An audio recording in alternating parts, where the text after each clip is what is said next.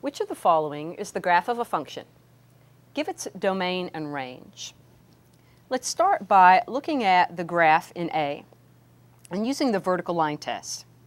We can see that there is a vertical line that's going to intersect this graph in more than one place. Therefore, A does not represent the graph of a function. Same thing for B. We see that there are vertical lines which intersect that graph in more than one point. B is also not a function. C, no, it's not the graph of a function either.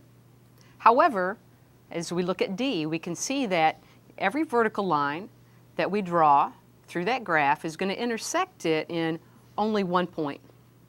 Therefore, the correct answer is D. It does represent the graph of a function.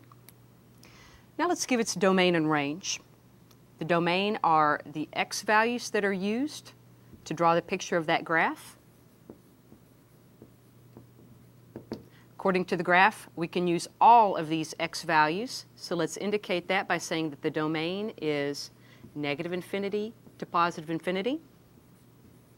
Our range is a listing of the y values that are used to graph this function.